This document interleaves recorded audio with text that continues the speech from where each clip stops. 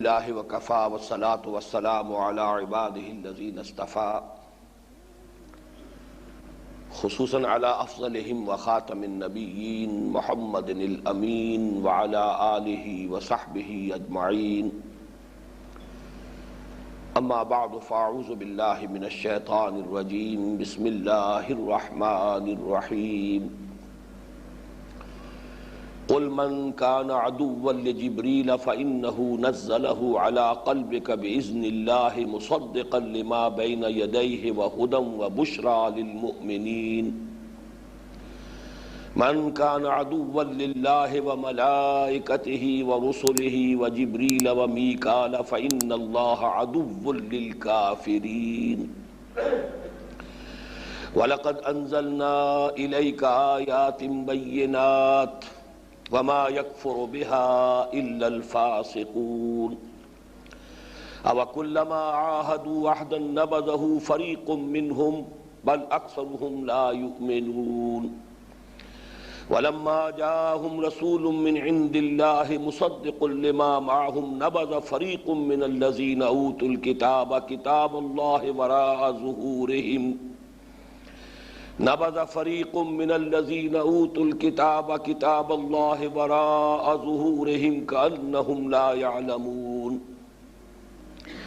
واتبعوا ما تتلو الشياطين على ملك سليمان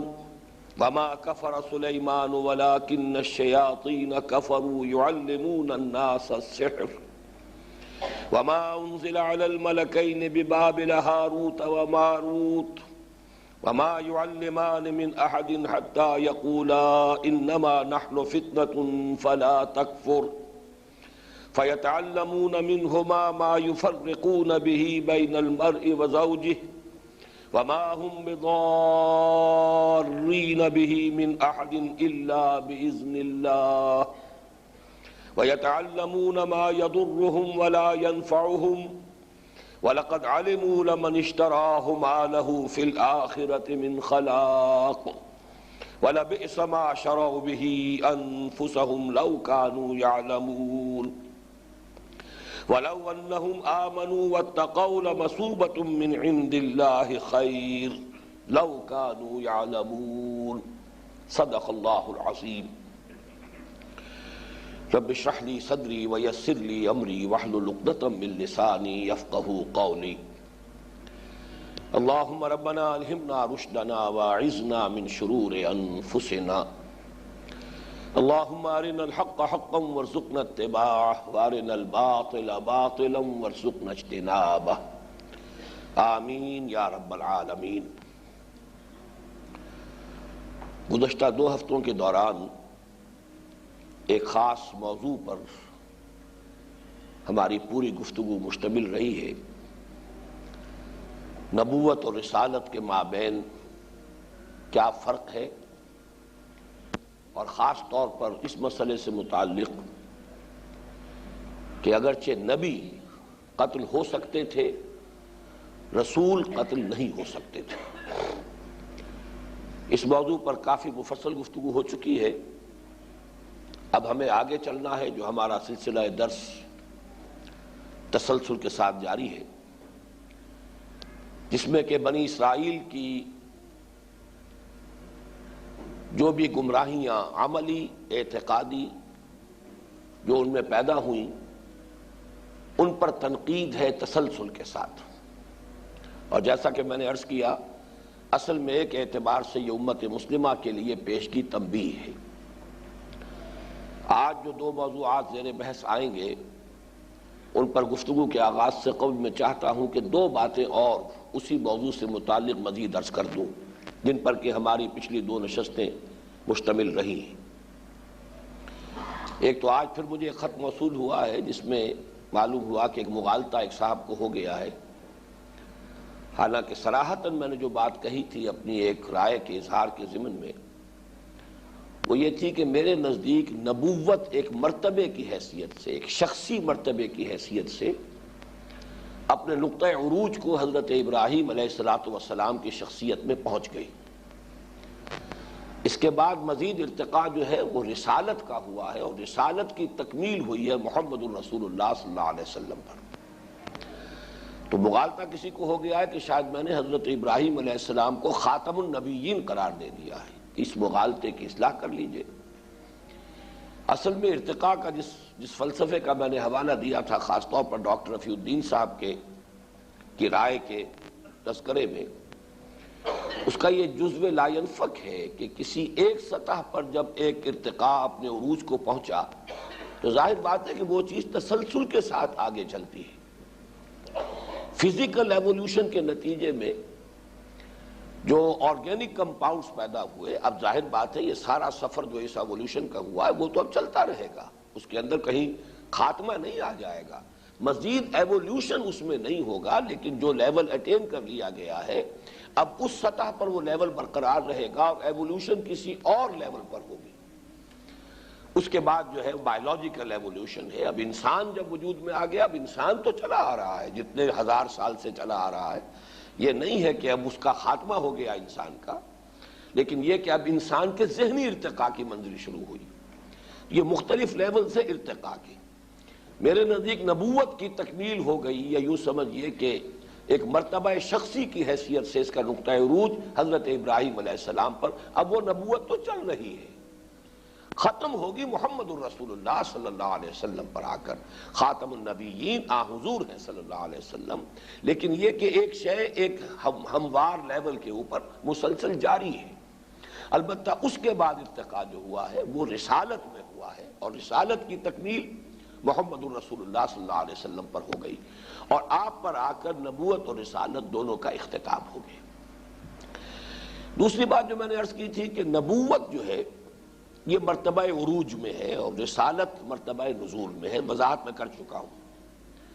اس کے حوالے سے مناسب معلوم ہوتا ہے کہ اہل تصوف کے حلقے میں ایک بات کہی جاتی ہے، اس بات کے اندر ایک جزوی حقیقت شامل ہے، اگرچہ جس انداز میں وہ بات کہی جاتی ہے وہ بہت گمراہ کن ہے۔ عام طور پر یہ بات کہی جاتی ہے کہ ولایت نبوت سے افضل ہے۔ ہمارے ہاں کے بعض ملن قسم کے صوفی جو ہیں وہ تو خاص طور پر اس کا بڑا چرچا کرتے ہیں کہ ولایت جو ہے وہ ایک اونچا مرتبہ ہے، اونچی منزل ہے، نبوت جو ہے وہ گویا کہ اس سے کم تر ہے، معاذ اللہ۔ اصل میں اس میں جو حقیقت کا ایلیمنٹ ہے وہ یہ ہے، نبوت جیسا کہ میں پچھلی مرتبہ عرض کر چکا ہوں، عبدیت، ولایت، نبوت یہ ایک قبیل کی چیزیں ہیں۔ یہی وجہ ہے کہ کلمہ شہادت میں وَأَشْهَدُ أَنَّ مُحَمَّدًا عَبْدُهُ وَرَسُولُهُ، یہ عبدیت جو ہے یہ اپنی جگہ پر ایک مکمل مقام ہے، اور عبدیت ہی کا ایک مرتبہ ہے بلند جس کو کہ ہم ولایت کہتے ہیں، اللہ کا ایسا بندہ جو اس کا دوست بن جائے، اس درجے بندگی کے اندر کامل ہو، عبدہ، عبد دیگر، عبدہ چیزیں دیگر، اب وہ گویا کہ اللہ تعالیٰ کے اولیاء میں شامل ہے۔ اور یہ میں نے عرض کیا تھا کہ نبی اور ولی میں فرق اتنا ہی ہے کہ جس ولی پر گویا کہ وحی بھی آ گئی وہ نبی ہو گئے، وہ سلسلہ جو ہے ختم ہو چکا حضور پر صلی اللہ علیہ وسلم، باقی عام نقشہ ان کی زندگی کا وہی نظر آئے گا جو اولیاء اللہ کا ہے، جو اپنے اوپر شخصاً ایمان لانے پر زور نہیں دیتے، ان کے وجود سے خیر پھیلتا ہے، بھلائی جو ہے ماحول میں نفوذ کرتی ہے، لوگوں تک حق کی دعوت پہنچتی ہے۔ جیسے حضرت یوسف علیہ السلام ایک بہت ہی نمایاں مثال ہے، آپ کو معلوم ہے پوری سورت جو ہے قرآن مجید میں حضرت یوسف علیہ السلام کے حالات پر مشتمل ہے، اور کم و بیش یوں سمجھیے کہ 40 برس کے واقعات تو ہے کہ جن کا وہاں احاطہ کیا گیا ہے، لیکن کہیں بھی ان کی طرف سے اس طرح کی بات نہیں آئی مجھ پر ایمان لا اور میری اطاعت کرو، کہیں یہ مطالبہ نہیں، بلکہ ایک نیک انسان ہے، اللہ کے ایک بندے ہیں، اللہ کے ولی ہیں، اللہ کے دوست ہیں، اللہ کے موحد بندے ہیں، اور یہ کہ بہرحال جہاں موقع مل رہا ہے جیل میں بھی انہوں نے تبلیغ کی ہے، تبلیغ صرف توحید کی ہے، یہ نہیں کہا مجھے بھی مانو، یا صاحبی السجن ارباب متفرقون خیر ام اللہ الواحد القہار، اے میرے زندہ کے ساتھیوں ذرا سوچو یہ بہت سے معبودوں کو ماننا بہتر ہے یا یہ کہ ایک اللہ جو واحد ہے، قہار ہے، چھایا ہوا ہے، توحید کی تبلیغ ہو رہی۔ اسی طریقے سے دربار میں آئے ہیں تو اپنی وہ جو بھی ایک آپ پر الزام لگا تھا اپنی برات کا اہتمام تو کیا ہے، بادشاہ سے یہ مطالبہ نہیں کیا پہلے مجھ پر ایمان لاؤ، جبکہ رسول کا معاملہ ہوتا سیدھا سیدھا مجھے مانو، ان اعبدوا اللہ واطیعون، اللہ کی بندگی اختیار کرو، میری اطاعت کرو، مجھ پر ایمان لانا لازم ہے۔ تو یوں سمجھئے کہ عبدیت، ولایت، نبوت یہ در حقیقت ایک شے ہے، ایک قبیل کی چیز ہے۔ فرق صرف یہ رہ جائے گا کہ جب وحی آتی ہے وہ گویا کہ نبی ہے، وحی نہیں آئی ہے لیکن یہ کہ باقی اپنی شخصیت، اپنے مزاج، اپنی نیکی، اپنی خدا پرستی، اس کے اندر وہ اسی نقشے کے اندر نظر آئیں گے، وہ ولی ہوں گے۔ جبکہ رسالت اصل میں جیسا کہ میں نے عرض کیا وہ ایک منصب ہے، اذهب الى فرعون، جاؤ، اب وہ معین ہوگا۔ تو اصل میں اگر یوں کہا جائے کہ نبوت رسالت سے افضل ہے، وہ بھی کس معنی میں کہ ایک ہی شخصیت ہے جو نبی بھی ہے، رسول بھی ہے، اب اس کے اندر نبوت بھی ہے، رسالت بھی ہے، اس کی شخصیت کا نبوت والا پہلو افضل ہے رسالت والے پہلو سے، وہ ایک مرتبہ ہے، وہ عروج کے درجے میں ہے، جبکہ رسالت کا معاملہ جو ہے وہ نزول کے درجے میں ہے۔ یہ بھی قاعدہ کلیہ کے طور پر نہیں کہ ہر نبی کی نبوت ہر رسول کی رسالت سے افضل ہو، لیکن جو شخص نبی بھی ہے، رسول بھی ہے، اب اس کی شخصیت کے دو پہلو ہیں، نبوت اور رسالت۔ نبوت کا رخ اللہ کی طرف ہے، اللہ کی طرف سے کمیونیکیشن جو ہو رہی ہے، وہی آ رہی ہے، یہ اس کی شخصیت کا نبوت کا پہلو ہے۔ رسالت کا رخ بندوں کی طرف ہے، مخلوق کی طرف ہے، تبلیغ ہو رہی ہے، تعلیم ہو رہی ہے، تلقین ہو رہی ہے، لوگوں کے ساتھ جو ہے وہ ابھی جو ان کے معاملات ہیں وہ بحیثیت رسول ہیں۔ اس حد تک تو بات صحیح ہے کہ نبوت، نبی کی نبوت اس کی رسالت سے افضل ہے، جو میں نے عرض کیا تھا کہ یہ مرتبہ عروج میں ہے اور وہ مرتبہ نزول میں۔ لیکن یہ کہنا کہ ولایت نبوت سے افضل ہے یہ بہت گمراہ کن بات ہے، لیکن یہ کہ ہمارے تصوف کے حلقے میں یہ بات عام طور پر کہی جاتی ہے، تو میں نے یہ چاہا کہ اس سے جو اپنا اختلاف ہے بھی ریکارڈ کرا دوں۔ بھئی یہ تو تھا ہماری گزشتہ دو نشستوں سے میں جو موضوعات زیر بحث آئے اس سے متعلق آخری بات۔ اب آگے چلیے۔ قُلْ مَنْ كَانَ عَدُوًّا لِجِبْرِيلَ فَإِنَّهُ نَزَّلَهُ عَلَىٰ قَلْبِكَ، اے نبی کہہ دیجئے جو کوئی بھی دشمن ہے جبرائیل کا تو وہ جان لے کہ اس نے نازل کیا ہے اس کو، یعنی قرآن کو، اے نبی آپ کے قلب مبارک پر بِإِذْنِ اللہ، اللہ کے اذن سے۔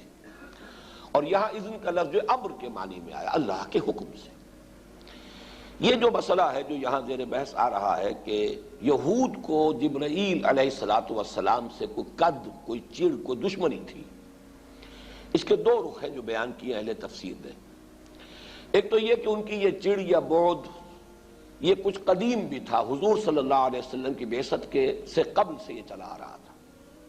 اور اس کی وجہ کچھ یہ تھی کہ ان کا جو زیادہ قلبی مناسبت تھی وہ حضرت میکائیل کے ساتھ، یہ عقائد ان کے ہاں چلے آ رہے تھے کہ حضرت جبرائیل علیہ السلام وہ تو صرف وحی لانے والے ہیں، اور ظاہر بات ہے کہ وحی تو انبیاء کے پاس آتی ہے، اور وحی سے تو دلچسپی زیادہ انہی لوگوں کی ہوگی کہ جو علم سے، معرفت سے، ہدایت سے اس کی طرف کو رجحان رکھتے ہو، میلان رکھتے ہو۔ حضرت میکائیل کے بارے میں یہ مشہور تھا کہ یہ جو سلسلہ ربوبیت ہے اللہ کا اس دنیا میں، یعنی بارش برسانا، پیداوار، یہ ساری چیزیں، غذا کا اہتمام جو ہے اس زمین میں انسانوں کے لیے، یہ گویا کہ حضرت میکائیل علیہ السلام کے اللہ تعالیٰ کی طرف سے ان کو جو فرائض سپرد کیے گئے ان میں شامل ہے۔ تو ان سے دلچسپی تھی، ان سے زیادہ جو ہے وہ اپنا ایک قلبی لگاؤ رکھتے تھے۔ اب اس پر آگے بڑھ کر بات یہ ہو گئی کہ جب نبوت محمد الرسول اللہ صلی اللہ علیہ وسلم کو عطا ہو گئی، اور یہی وہ شے ہے جو در حقیقت ان کا جو پندار تھا، ان کا جو تکبر تھا، اس پر ایک بہت بڑی ضرب بن کر یہ شے لگی ہے کہ ایک سلسلہ جو ہماری میراث بنا ہوا تھا، چلا آ رہا تھا، حضرت ابراہیم علیہ السلام سے لیجئے یا یہ کہ حضرت یعقوب علیہ السلام سے لے لیجئے، بنی اسرائیل کا سلسلہ، ان کا چونکہ لقب تھا اسرائیل، اور یہ انہی کی نسل سے ہیں، انہی کی اولاد ہیں، اس وقت سے لے کر مسلسل وحی اور نبوت کا سلسلہ چلا آ رہا ہے۔ تو گویا کہ انہوں نے سمجھا تھا یہ ہماری جاگیر ہے۔ اب جو جبرائیل حضرت محمد کے پاس لے گئے اس وحی کو، تو در حقیقت یہ ہماری وہ پرانی دشمنی اور ہمارے ساتھ جو قد ہے اس کی وجہ سے انہوں نے یہ منتقل کر دی ہے، گویا کہ اس کو وہ اللہ کی طرح منسوب کرنے کی بجائے حضرت جبرائیل کی طرح منسوب کر رہے تھے کہ یہ ہمارے ساتھ جو ہے وہ سوتیلا سلوک جو کیا ہے وہ جبرائیل نے کیا ہے، اور اس کی وجہ سے وہ حضرت جبرائیل علیہ السلام کی شان میں گستاخیاں کرنے لگے تھے۔ تو گویا کہ تذکرہ اس کا ہو رہا، اور اس حوالے سے ایک بات جو ہے اگرچہ بڑی عجیب سی لگتی ہے کہ یہ بات کیسے کسی مذہبی مزاج کے لوگوں نے یہ کیسے گمان کیا ہوگا کہ حضرت جبرائیل علیہ السلام نے اپنی مرضی سے اپنے اختیار سے وحی کا رخ موڑ دیا، اور وہ وحی جو آنی چاہیے تھی کسی یہود کے علماء میں سے کسی شخص کی طرف، وہ محمد صلی اللہ علیہ وسلم امیین میں سے ان میں سے ایک شخص کے اوپر وہ نازل کر دی۔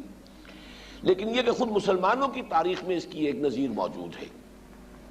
روافض کا ایک فرقہ، خاص طور پر شیخ احمد سرہندی رحمۃ اللہ علیہ نے اس کا تذکرہ کیا ہے کہ اہل تشیع میں ایک فرقہ غرابیہ مشہور رہا ہے،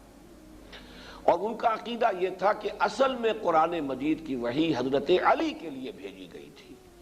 یہ جبرائیل سے غلطی ہوئی ہے، خطا ہوئی ہے، اس لیے کہ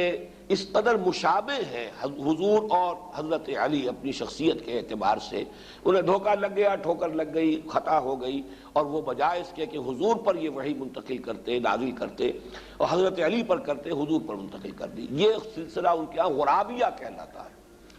کہ جیسے کوے جو ہوں ایک دوسرے سے بہت مشابہ ہوتے ہیں، غراب، پہچان بڑی مشکل ہے، اسی طریقے سے حضور اور حضرت علی ایک دوسرے سے اتنے مشابہ ہیں جتنے کا جیسے کہ کوے باہم ایک دوسرے سے مشابہ ہوتے ہیں۔ تو بس ٹھوکر لگ گئی، غلطی لگ گئی، بجائے علی کے محمد صلی اللہ علیہ وسلم پر وحی نازل کر دی۔ یہ فرقہ ان کے ہاں غرابیہ کہلاتا ہے۔ اس میں ایک بات جو ہے وہ ذرا میں چاہتا ہوں کہ وضاحت ہو جائے کہ کیسے حماقت کی بات ہے یہ کہ حضرت علی کی عمر رضی اللہ تعالیٰ عنہ اس وقت 13 برس یا اور اس سے بھی کم، اور حضور کی عمر اس وقت 40 برس، یہ مشابہت کیسے ہو گئی؟ تو اصل میں یہ بات یوں سمجھ میں آ سکتی ہے، ان کی بات سمجھانے کے لیے کہہ رہا ہوں کہ وحی کا نزول جو ہے در حقیقت وہ قلب پر ہوتا ہے، جیسا کہ یہاں بھی ہے علی قلبک،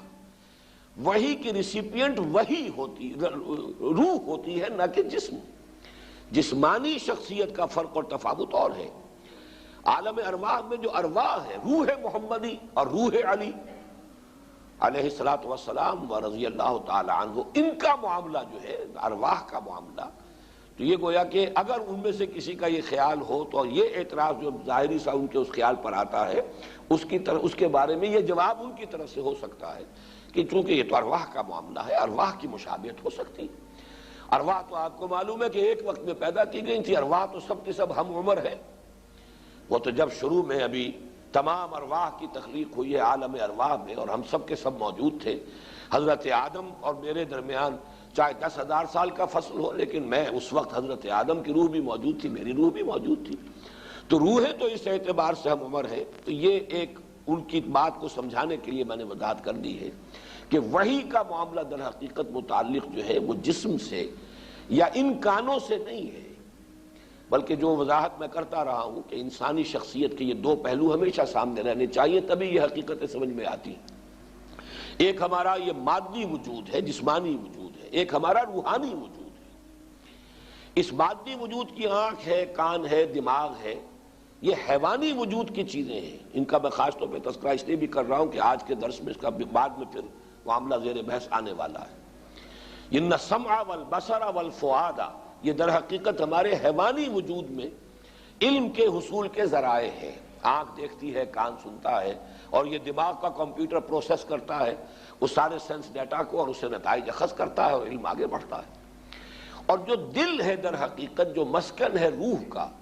اس دل ہی کے بارے میں کہا جاتا ہے یہ دل دیکھتا بھی ہے، یہ دل سنتا بھی ہے۔ فَإِنَّهَا لَا تَعْمَى الْأَبْصَارُ وَلَكِنْ تَعْمَى الْقُلُوبُ الَّتِي فِي الصُّدُورِ۔ تو در حقیقت روح کا مسکن جو ہے وہ ہے قلب، اور وہی براہ راست قلب پر نازل ہوتی ہے، اس کا کوئی تعلق جو ہے ان آنکھوں سے، ان کانوں سے نہیں ہے، بلکہ در حقیقت یہ جیسا کہ میں نے اس سے پہلے بارہ عرض کیا ہے کہ وہ جگر کا شعر بڑا پیارا ہے، اپلیکیبل ہے یہاں، کہ نغمہ وہی ہے نغمہ کہ جس کو روح سنے اور روح سنائے۔ یہ وہی وہ نغمہ ہے جسے الروح الامین، روح القدس جبرائیل اس نے سنایا ہے، اور روح محمدی نے سنا ہے صلی اللہ علیہ وسلم۔ نغمہ وہی ہے نغمہ کہ جس کو روح سنے اور روح سنائے۔ بہرحال یہاں ان کے اس مغالطے کا یا ان کی اس گمراہی کا یہاں پر اس کی نفی کی جا رہی ہے۔ قُلْ مَنْ كَانَ عَدُوًّا لِجِبْرِيلَ فَإِنَّهُ نَزَّلَهُ عَلَىٰ قَلْبِكَ بِإِذْنِ اللَّهِ۔ فرشتوں کے بارے میں قرآن مجید نے جو ہمیں حقائق تلقین کیے ہیں وہ یہ ہے کہ اگرچہ بہت بلند مرتبہ مخلوق ہے، اللہ سے بہت قرب رکھنے والے ہیں، نوری الاصل ہے۔ قرآن مجید میں تو تذکرہ نہیں، حدیث موجود ہے مسلم شریف میں حضرت عائشہ صدیقہ سے رضی اللہ تعالی عنہ کہ اللہ تعالیٰ نے ملائکہ کی تخلیق نور سے فرمائی، تو قرب بھی رکھتے ہیں۔ پھر ان میں طبقات ہیں، اور طبقہ اول جو ہے ان میں حضرت جبرائیل علیہ السلام بلند ترین مقام پر فائز ہیں اس حوالے سے۔ لیکن اس سب کے باوجود کرتے وہی کچھ ہے جس کا حکم ملتا ہے، یفعلون ما یؤمرون، جو حکم ملے وہ اپنے اختیار سے کوئی کام نہیں کرتے، بلکہ یہ کہ اللہ تعالیٰ کی طرف سے جو حکم ملتا ہے، جس کے لیے بہترین تعبیر جو ہے جامع ترین تعبیر کی گئی ہے سورہ مریم میں، کہ حضور صلی اللہ علیہ وسلم نے شکوہ کیا حضرت جبرائیل سے کہ آپ ذرا زیادہ لمبا وقفہ کر دیتے ہیں، میرا اشتیاق جو ہے میں انتظار میں رہتا ہوں، آپ دیر لگا کر آتے ہیں۔ تو اس پر جو جواب دیا گیا وَمَا نَتَنَزَّلُ إِلَّا بِأَمْرِ رَبِّكَ، ہم نازل نہیں ہو سکتے مگر آپ کے رب کے حکم سے۔ لَهُ مَا بَيْنَ أَيْدِينَا وَمَا خَلْفَنَا وَمَا بَيْنَ ذَلِكَ، جو کچھ ہمارے سامنے ہے اس کا اختیار بھی اللہ ہی کے ہاتھ میں ہے، جو کچھ ہمارے پیچھے ہے اس کا اختیار بھی اللہ کے ہاتھ میں ہے، اور جو ان دونوں کے مابین ہے یعنی ہمارا وجود، اب ظاہر بات ہے میرے سامنے میرے پیچھے اور جو ان دونوں کے مابین ہے وہ میرا وجود ہے، ہمارا وجود بالکل یہ اللہ تعالیٰ کے اختیار میں ہے، ہم اپنی مرضی سے اپنے ارادے سے نازل نہیں ہو سکتے، یہ تو اللہ کا حکم ہے۔ بس یہی وہ چیز ہے در حقیقت کہ جو توحید اور شرک کے مابین امتیاز قائم کرتی ہے، ورنہ یہی ایمان بالملائکہ ہی کی بگڑی ہوئی شکل ہے دنیا میں۔ یہ دیوتاؤں دیویوں کا جو تصور ہے، یہ پہاڑوں کا دیوتا ہے، یہ جل کا دیوتا ہے، یہ آگ کا اگنی دیوی ہے یا اور دیوتا ہے، تو ہم بھی مانتے ہیں کہ اللہ تعالیٰ کے فرشتے ہیں، معمور ہیں، جیسے کہ اس میں جو طائف کا سفر ہے اس کے ضمن میں آتا ہے کہ ملک الجبال حضور کی خدمت میں بھیجا گیا کہ میں ملک الجبال ہوں، ان پہاڑوں کے اوپر اللہ تعالیٰ نے میری ذمہ داری لگائی ہوئی ہے، اور مجھے اللہ نے بھیجا ہے آپ کے پاس کہ طائف کے لوگوں نے جو کچھ آج آپ کے ساتھ سلوک کیا، اگر آپ فرمائیں تو میں ان دونوں پہاڑوں کو جس کے مابین یہ طائف کی بستی آباد ہے ٹکرا دوں اور یہ تمام لوگ جو ہے پس کر سرما بن جائیں۔ آپ نے فرمایا نہیں، کیا عجب کہ اللہ تعالیٰ ان کی اگلی نسل کو ہدایت دے دے۔ تو یہ ملک الجبال، اب ملک الجبال کے بارے میں اگر ذرا سا یہ تصور ہو جائے کہ اسے کوئی اختیار بھی حاصل ہے کہ اپنی مرضی سے جو چاہے کرے، بس یہی وہ شرک، توحید ختم، شرک شروع، اب وہ فرشتہ نہیں رہے گا، وہ دیوتا ہو جائے گا۔ تو دیویوں دیوتاؤں میں اور فرشتوں میں فرق اتنا ہی ہے، ورنہ یہ کہ بہرحال بلند شخصیتیں ہیں، نورانی مخلوق ہے، مقربین بارگاہ ربی ان میں ہے۔ البتہ وما نتنزل الا بامر ربک لا یعصون اللہ ما امرهم ویفعلون ما یؤمرون۔ وہی بات یہاں کہی گئی فإنہ نزلہ علی قلبک، یہاں نوٹ کرنے کی بات یہ کہ وحی کا محبت قلب محمدی ہے صلی اللہ علیہ وسلم، اور نمبر دو بِإِذْنِ ربک، آپ کے رب کے حکم سے یہ حضرت جبرائیل نے نازل کیا ہے۔ مصدقا لما بین یدیہ، یہ کئی بار آ چکے ہیں الفاظ کہ اس کے دونوں معنی ہیں۔ عام طور پر لوگ سمجھتے ہیں کہ جو اس کے سامنے موجود ہے اس کی تصدیق کرتے ہوئے، یعنی تورات اور انجیل اور جو پرانی کتابیں ہیں ان کی تصدیق کی قرآن نے کہ یہ بھی اللہ کی نازل کردہ ہے۔ اور دوسرا مفہوم جو میرے نزدیک زیادہ اہم ہے کہ ان کتابوں میں جو پیشین گوئیاں تھیں ان کا مصداق بن کر آیا ہے، ورنہ وہ پیشین گوئیاں جو ہیں وہ گویا کہ ابھی ان کی کوئی ان کا مصداق پھر کوئی نہیں ہے۔ در حقیقت قرآن مجید ان کا مصداق بن کر آیا ہے۔ وَهُدًى وَبُشْرَى لِلْمُؤْمِنِينَ، اور اہل ایمان کے حق میں ہدایت بھی ہے، بشارت بھی ہے۔ یہاں در حقیقت دونوں معنی ہوں گے۔ پوٹینشلی جو لوگ قرآن کے نزول سے قبل بھی صاحب ایمان تھے، ظاہر بات ہے کہ جو بھی موسیٰ کے ماننے والے، عیسیٰ کے ماننے والے تھے، اگر خلوص اور اخلاص کے ساتھ ماننے والے تھے تو قرآن مجید نازل ہوا تو انہوں نے فوراً اس کی تصدیق کی، ان کے لیے بشارت بن گیا، وہ تو منتظر تھے۔ جیسے کہ آپ کو معلوم ہے کہ وہ جن راہبوں کے پاس حضرت سلمان فارسی رہے زیر تربیت اور زیر تعلیم، وہ تو منتظر تھے۔ خود ہرقل نے کہا کہ میں بھی سمجھتا تھا کہ وقت قریب آ گیا، بہت بڑا عالم تھا وہ، کہ وقت آ گیا ہے، لیکن میرا یہ گمان نہیں تھا کہ وہ جو ہے صحرائے عرب میں اس نبی آخر الزماں کا ظہور ہونے والا ہے۔ تو جو بھی سچے تھے تو وہ تو گویا کہ منتظر تھے، ان کے لیے بشارت بن گئی، ان کے لیے ہدایت بن گئی۔ اس راہب کی بات جو ہے حضرت سلمان فارسی کے لیے ذریعہ ہدایت بن گئی، حضور کے قدموں تک پہنچانے کا ذریعہ بن گئی۔ پھر یہ کہ اب جو ایمان لے آئے ہیں ان کے لیے قرآن مجید مسلسل پیغام، ان کے لیے بشارت ہے، ان کے لیے ہدایت ہے، رہنمائی ہے، قدم قدم پر سبق راستہ دکھانے والا ہے۔ من کان عدوا للہ وملائکتہ ورسلہ وجبریل ومیکال فإن اللہ عدو للکافرین۔ جو کوئی بھی دشمن ہے اللہ کا اور اس کے فرشتوں کا اور اس کے رسولوں کا اور جبرائیل کا اور میکائیل کا، وہ جان لے کہ اللہ تعالیٰ ایسے کافروں کا دشمن ہے۔ اس کا حاصل کیا ہے کہ در حقیقت یہ سب ایک آرگینک ہول بنتے ہیں، ایک وحدت ہے، انڈیویزیبل، انہیں تقسیم نہیں کر سکتے۔ لا نفرق بین احد من رسلہ، ایک رسول کا انکار تمام رسولوں کا انکار ہے۔ اللہ کی ایک صفت کا انکار گویا کہ اللہ کا انکار ہے۔ اللہ کے فرشتوں میں سے کسی ایک کا انکار، کسی ایک سے عداوت، گویا کہ سب کے ساتھ عداوت ہے۔ یہ سب کے سب در حقیقت ایک وحدت بنتے ہیں، ناقابل تقسیم وحدت، اللہ اور اس کے رسول۔ اور چونکہ خاص طور پر یہ رسول کا لفظ جو یہاں پر آیا ذو معنیین ہے، اس لیے کہ فرشتے جو ہیں وہ اللہ کے رسول بھی بنتے ہیں۔ اللہ یصطفی من الملائکۃ رسلا ومن الناس، اللہ تعالیٰ پسند فرما لیتا ہے فرشتوں میں سے بھی اپنے پیغامبر اور ایلچی، اور انسانوں میں سے بھی۔ کتنے بے شمار فرشتے ہیں جن میں سے حضرت جبرائیل کو چنا ہے علیہ الصلوۃ والسلام، اور ادھر انسانوں میں سے محمد رسول اللہ مصطفیٰ ہیں، مجتبی ہیں صلی اللہ علیہ وسلم۔ تو ایک ملک ہے، رسول ملک، اور ایک رسول بشر ہے، اور رسالت کا جو لنک ہے، رسالت کی چین ان دو لنکس پر مشتمل ہے۔ یہ سورہ حج کا آخری رکوع جو ہے وہ ہمارے منتخب نصاب میں شامل ہے، اس میں یہ مضامین زیر بحث آتے ہیں۔ تو اب ان میں سے کسی ایک کے ساتھ عداوت رکھنا، وہ جان لے کہ پھر سب کے لیے چیلنج ہے وہ، جیسا کہ اس سے بھی آگے بڑھ کر بات حدیث میں آئی ہے، من عادی لی ولیا فقد آذنتہ بالحرب۔ نہ صرف اللہ کے فرشتے، اللہ کے رسول، اللہ کے اولیاء، اللہ کے دوست، عام انسان، اللہ کے وہ بندے جو اس کے ساتھ خلوص و اخلاص کا تعلق رکھتے ہیں، محبت کا تعلق رکھتے ہیں، جس شخص نے ان سے دشمنی رکھی فقد آذنتہ بالحرب، تو یہاں یہ حدیث قدسی ہے، اللہ تعالیٰ فرما رہے ہیں میری طرف سے اس کے لیے، اس کے خلاف اعلان جنگ ہے، جو میرے کسی ولی کے ساتھ دشمنی رکھے گا۔ تو ظاہر بات ہے کہ اللہ، اس کے ماننے والے بندے، اس کے رسول، اس کے فرشتے، ان کو آپ تقسیم نہیں کر سکتے کہ ان میں سے کسی ایک کے ساتھ تو دوستی رکھیں اور دوسروں کے ساتھ دشمنی رکھیں، بلکہ یہ مل کر ایک وحدت ہے۔ من کان عدوا للہ وملائکتہ ورسلہ وجبریل ومیکال۔ اب یہاں خاص طور پر حضرت میکائیل کا تذکرہ کر دیا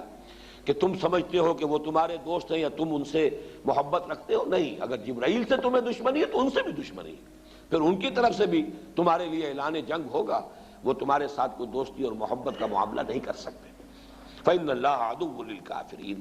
وَلَقَدْ أَنزَلْنَا إِلَيْكَ آیَاتٍ بَيِّنَاتٍ، اور ہم نے آپ کی طرف نازل فرما دی ہے اے نبی صلی اللہ علیہ وسلم روشن آیات، ہر بات کو کھول دیا ہے، واضح کر دیا ہے،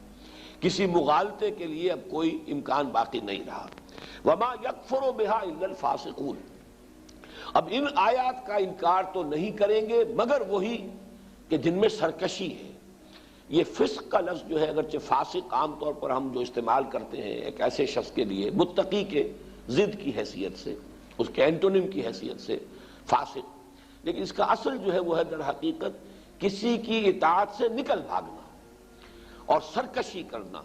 تورات میں خاص طور پر لفظ آتا ہے گردن کش، اور ہمارے ہاں عام طور پر لفظ استعمال ہوتا ہے سرکش، یعنی کسی کی اطاعت سے سرتابی کرنا، سرکشی کرنا، بغاوت کرنا۔ جن میں بغاوت کا مادہ وہی ہوں گے جو ان آیات کا انکار کریں گے یا ان کی ناقدری کریں گے۔ کفر کے دونوں معنی یہاں پہ اپلیکیبل ہیں۔ وَمَا يَكْفُرُ بِهَا إِلَّا الْفَاسِقُونَ أَوَكُلَّمَا عَاهَدُوا عَهْدًا نَبَذَهُ فَرِيقٌ مِّنْهُمْ۔ اب یہ اوَكُلَّمَا یہ ایک حیرت کا سا انداز ہے، تحیر کا انداز ہے کہ کیا ان کا طرز عمل ہے، ان یہود کا، بنی اسرائیل کا، کیا یہی ان کی ہمیشہ روش رہے گی کہ جب بھی کبھی انہوں نے کوئی عہد کیا نبذہ فریق منہم، کہ ان میں سے ایک گروہ نے تو لازماً اس کی خلاف ورزی کی، نبذہ پھینک دینا، اسے رد کر دینا، اس کو ریجیکٹ کر دینا، نبذہ فریق منہم بل اکثرہم لا یؤمنون، بل لیکن اب تو صورتحال یہ پیش آ چکی ہے کہ ان کی اکثریت ایمان لانے والی نہیں ہے۔ یعنی یہ جو امتحان ان کا آ گیا ہے، پہلے تو پھر بھی ان کے پاس نبی آتے تھے تو اسرائیلی تو ہوتے تھے،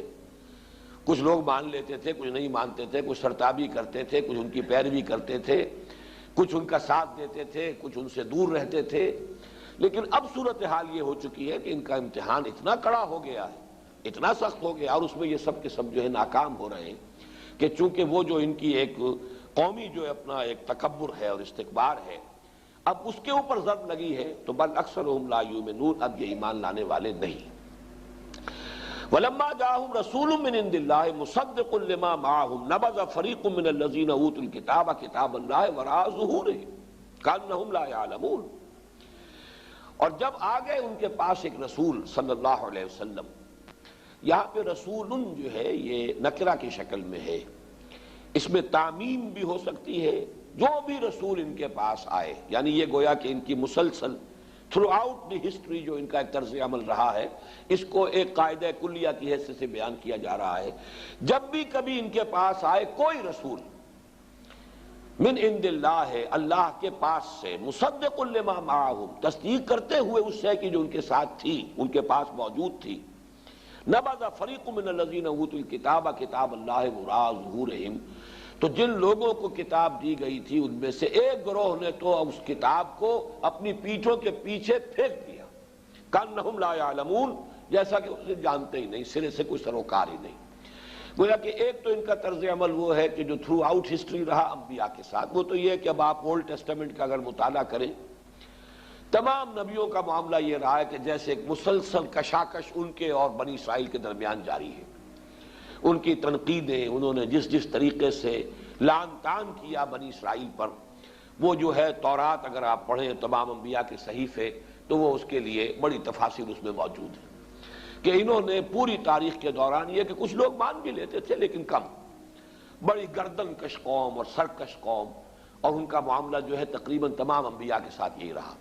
اگر یہاں تعمیم ہو، عموم نکرہ سے لیا جائے تو یہاں پر رسول جو ہے بمعنی انبیاء ہوگا۔ دوسری رائے یہ ہے کہ یہاں پر در حقیقت حضور مراد ہے صلی اللہ علیہ وسلم، اور حضور کے لیے نکرہ کا لفظ جو لایا گیا رسول، الرسول نہیں کہا گیا، وہ اس لیے کہ نکرہ میں ایک تفخیم کی شان ہوتی ہے، کسی کی عظمت بیان کرنے کے لیے بھی، رسول، بڑے رسول۔ وَلَمَّا جَاءَهُمْ رَسُولٌ، جو بھی تاریخ رہی سو رہی، اب جب کہ وہ رسول اعظم آ گئے صلی اللہ علیہ وسلم، گویا کہ یہاں وہ تفخیم کا انداز ہے، حضور کی تعظیم، من عند اللہ مصدق لما معہم، اللہ کے پاس سے آئے ہیں، وہ کچھ تعلیمات لے کر آئے ہیں، قرآن لے کر آئے ہیں، جو تصدیق کرتے ہوئے آیا ہے جو ان کے ساتھ ہے اس کی۔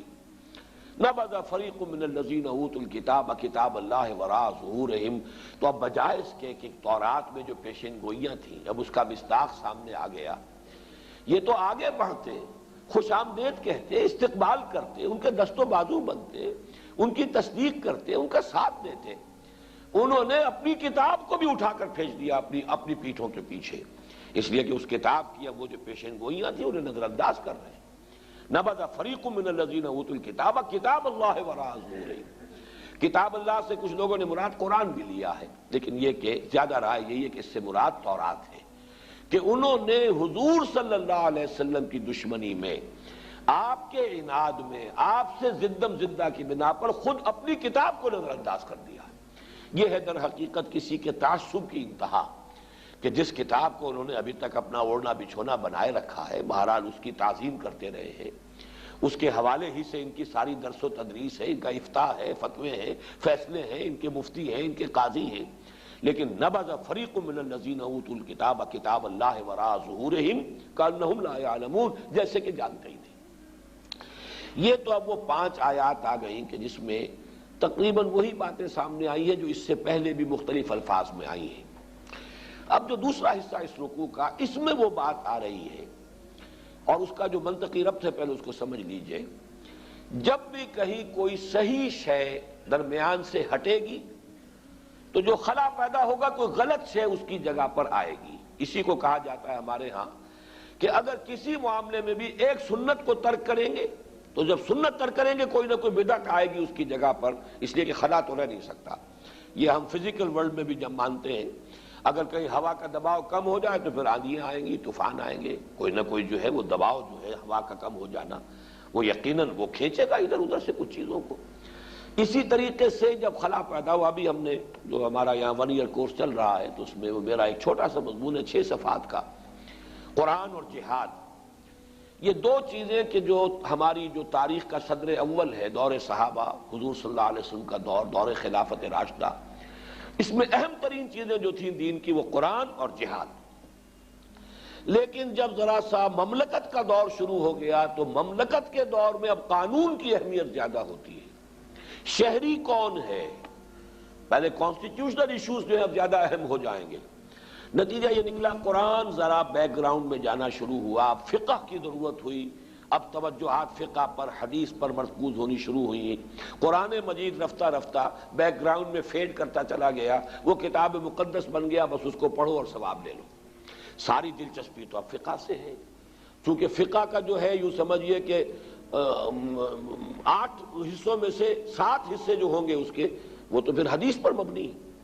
قرآن مجید کا تو 1/20 حصہ بھی فقہی آیات پر مشتمل نہیں ہے، اس لیے کہ فقہ میں تو بڑے موٹے موٹے کچھ قوانین قرآن نے دیے ہیں، باقی تفاصیل تو اس کی حدیث سے ملیں گی۔ پھر اس میں اجتہاد ہوا ہے، اجتہاد اور قیاس سے اس کے بعد جو بھی اجماع ہوا، مختلف چیزیں ہیں۔ تو گویا کہ جہاں تک فقہ کا تعلق ہے اس کے ادلہ اربعہ کہلاتی ہیں، قرآن، سنت، اجماع، قیاس۔ ان 4 میں سے ایک قرآن ہے نا، یکے از ادلہ اربعہ۔ اس کا منطقی نتیجہ یہ نکلا کہ توجہات جیسے جیسے حکومت اور ریاست اور مملکت کے معاملات کی اہمیت زیادہ ہوتی چلی گئی تو زیادہ توجہ حدیث اور فقہ پر ہو گئی، قرآن کی اہمیت کم ہو گئی۔ اب بہرحال جب وہ اہمیت کم ہوگی تو اس کے کچھ نہ کچھ نتائج نکلے، میں تفصیل میں نہیں جا سکتا، وہ مضمون شامل ہے میری کتاب میں، دعوت رجوع القرآن کا منظر اور پس منظر، اس کا آپ مطالعہ کر سکتے ہیں۔ اسی طریقے سے یہ سمجھیے کہ جب دین کی اصل حقیقت جو ہے وہ کمزور پڑے گی، اس سے ذہنی رشتہ کمزور پڑے گا، دلی لگاؤ کم ہو جائے گا، تو کچھ اور چیزیں آئیں گی جو اس خلا کو پر کریں گی۔ وہ کیا چیزیں تھیں جو تاریخ بنی اسرائیل میں آئیں؟ وہ تھے اب سفلی اعمال، ٹونے ٹوٹکے، جادو، عملیات، ان کے نتیجے، اس کے ذریعے سے کچھ چیزیں حاصل کرنے کی کوشش کرنا۔ یہ گویا کہ پرورشن، دین کی پرورشن ہے۔ یہ وہ آکلٹ سائنسز جو ان کے ہاں پھر شروع ہوئی، ان کی دلچسپیاں ان چیزوں کے ساتھ ہوتی چلی گئیں۔ یہاں اب بقیہ جو حصہ ہے، اگرچہ یہ بہت طویل آیت ہے جو آ رہی ہے پہلی، لیکن بہرحال اس میں 2 آیتوں پر ہی بقیہ بھی رکوع مشتمل ہے، جس میں سے پہلی آیت بہت طویل ہے۔ یہ ہے وہ شے پھر جو خود ہمارے ہاں بھی آپ دیکھیں گے کہ پھر مذہب کا تعلق جو ہے وہ ان چیزوں کے ساتھ رہ جاتا ہے۔ وہ عملیات ہیں، وہ ٹونے ٹوٹکے ہیں، وہ خاص قسم کے جو ہے وہ اعمال قرآنی پر آپ کو پوری کتابیں مل جائیں گی۔ فلاں کام کے لیے اس آیت کا ورد کرو اور فلاں کام کے لیے جو ہے اس کا چلا کھینچو اور فلاں کے لیے وہ قرآن مجید پھر اب وہ کتاب ہدایت نہیں،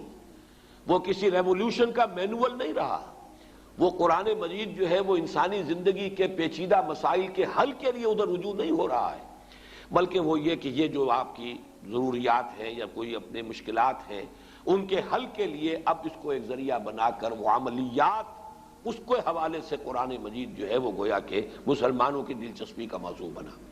تو گویا کہ جیسا کہ میں نے عرض کیا تھا کہ یہ ساری چیزیں وہ بتائی جا رہی ہیں کہ جو وہاں ہوئی ہمارے ہاں بھی ہوئی ہیں۔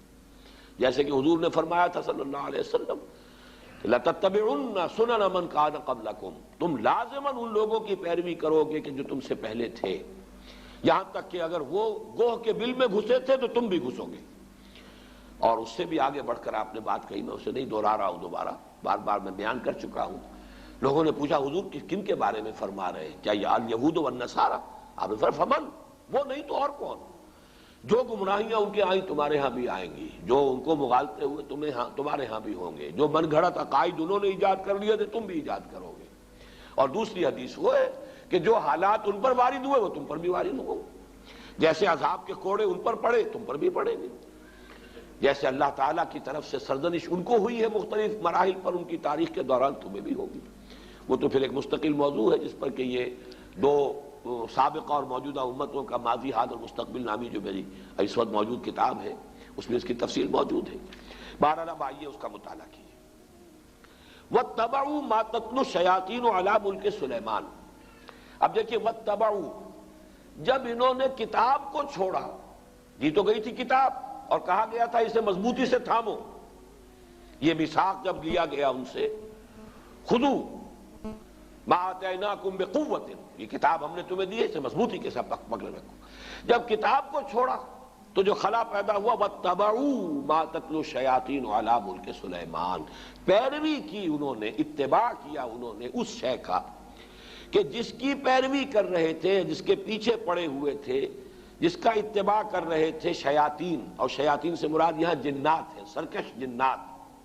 علی ملک سلیمان، علی ملک سلیمان سے مراد ہے علی عہد ملک سلیمان، سلیمان کی حکومت کے دوران، اس دور میں شیاطین جن چیزوں کے ساتھ دلچسپی رکھتے تھے، جو ان کے معمولات تھے، انہوں نے اس کا اتباع کیا، اس کی پیروی کی۔ اب اس کو نوٹ کر لیجئے کہ چونکہ حضرت سلیمان علیہ السلام کے بارے میں ہمیں معلوم ہے کہ جنات پر اللہ تعالیٰ نے انہیں تسلط عطا کیا تھا، ان کی حکومت اس اعتبار سے تاریخ انسانی میں اس کی کوئی دوسری نظیر نہیں ہے۔ ایک مقام پر قرآن مجید میں ان کی دعا بھی یہ نقل ہوئی ہے کہ اللہ مجھے وہ حکومت عطا فرما جو کسی اور کو تو عطا نہ کرے۔ اللہ تعالیٰ نے ان کی دعا قبول کی ہے۔ تو جہاں تک تو ملکی تعلق ہے، دنیا کی عام سلطنت کے اعتبار سے ان کی سلطنت کوئی بہت بڑی سلطنت نہیں تھی، ان کی سلطنت کی حدود یہی تھے، دریائے نیل سے لے کر دریائے فرات تک، اور اسی کو یہ لوگ اسی لیے کہتے ہیں کہ ہماری میراث ہے یہ گریٹر اسرائیل جو ہے، وہ نائل ٹو یوفریٹ، یہ ہے ہمارا، یہ علاقہ ہے، یہ ہماری میراث ہے، یہ یہاں پر گریٹر اسرائیل قائم کر کے رہیں گے۔ تو حضرت سلیمان علیہ السلام کی حدود مملکت تو کوئی ایسی لمبی چوڑی نہیں، دنیا میں اس سے بڑی بڑی سلطنتیں رہی ہیں، رومن امپائر اس سے کہیں بڑی رہی ہے، خود مسلمانوں کی سلطنت جو ہے وہ اس کا 20 گنا سلطنت جو ہے وہ تو حضرت عثمان کے زمانے میں ہو گئی تھی رضی اللہ تعالیٰ عنہ۔ اسی طریقے سے یہ سلطنت عثمانیہ جو آٹومان امپائر وہ کہیں بڑی تھی، لیکن یہ کہ اس کی جو نظیر جو نہیں ہے کسی اعتبار سے، جو کنٹرول انہیں ہوا پر دیا گیا، یعنی عناصر فطرت کے اوپر بھی جو کنٹرول دیا گیا، اسی طریقے سے جنات پر جو کنٹرول دیا گیا، اسی طریقے سے حیوانات پر، پرندوں پر، ان کو بھی استعمال کرنا، ان کی بولیاں جو ہیں ان کو بھی سمجھنا، یہ چیزیں ہیں در حقیقت ڈائمنشنز جو ہیں ان کے، جو اللہ تعالیٰ نے اقتدار انہیں عطا کیا تھا، اس کے ڈائمنشنز اتنے ہیں، ملٹی ڈائمنشنل، کہ اس کی کوئی دوسری نظیر نہیں ہے تاریخ انسانی کے اندر موجود۔ بہرحال اسی میں چونکہ یہ جنات بھی تھے، اس وقت گویا کہ انسانوں کا اختلاط ان جنات کے ساتھ رہا ہے، اور ان جنات کے اندر جہاں سرکش تھے، ویسے تو یہ کہ وہ سرکش بھی اس وقت تو ان کے تابع تھے، قرآن مجید میں موجود ہے، مقررین بالاسفاد، وہ زنجیروں کے اندر جکڑے ہوئے ہوتے تھے جبکہ کام ان سے لیا جا رہا تھا۔ وہ تو اللہ تعالیٰ نے خصوصی ایک معجزانہ غلبہ ہے جو حضرت سلیمان علیہ السلام کو پر عطا کیا تھا، لیکن ان کا جو اختلاط رہا انسانوں کے ساتھ، اس میں ان شیاطین جن نے یہ عملیات اور سفلیات اور یہ دھندے جو ہے، یہ ان کے ہاں گویا کہ چھوت لگ گئی ان چیزوں کی بنی اسرائیل کو اسی زمانے میں۔ وَاتَّبَعُوا مَا تَتْلُو الشَّيَاطِينُ، یہ لفظ تتلو کو بھی سمجھ لیجئے، یہ تلاوت کا لفظ بھی اسی سے ہے، تلا یتلو تلاوتن، اس کے معنی پڑھنا، اور تلا یتلو تلون، اس کے معنی ہے پیروی کرنا۔ جیسے کہ آتا ہے چاند جو ہے وہ گویا کہ پیچھے پیچھے آتا ہے سورج کے، وَالشَّمْسِ وَضُحَاهَا وَالْقَمَرِ إِذَا تَلَاهَا، تَلَاهَا سورج کے پیچھے آ رہا ہے، تو اتباع کرنا، پیچھے پیچھے چلنا۔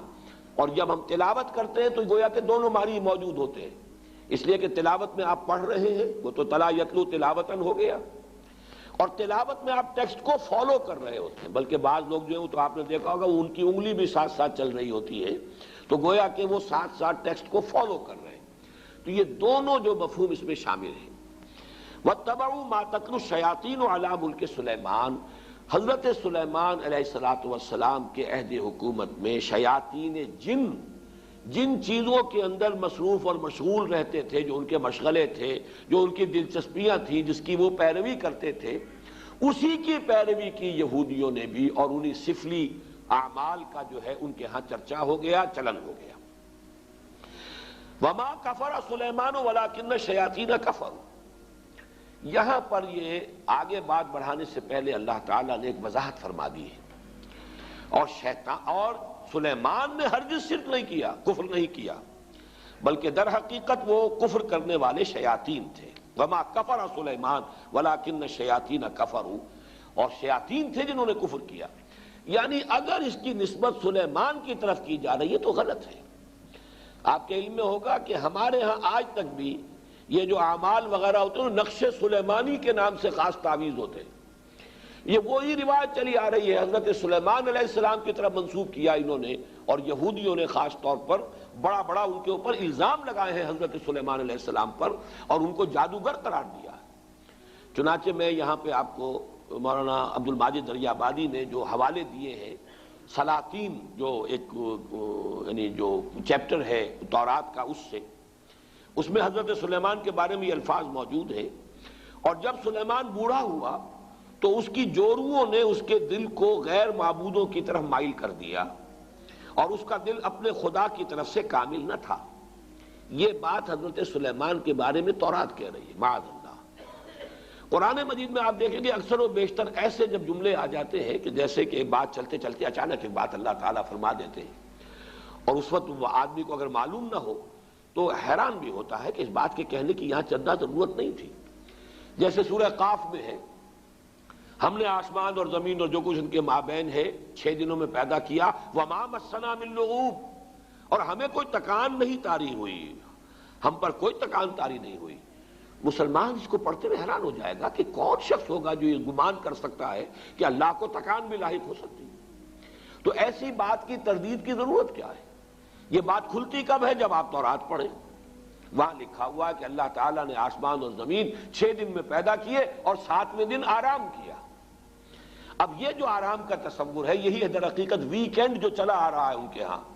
کہ 6 دن کام کرو 1 دن آرام کرو۔ یہ تصور پوری مغربی تہذیب کا ویکینڈ کا تصور یہ ہے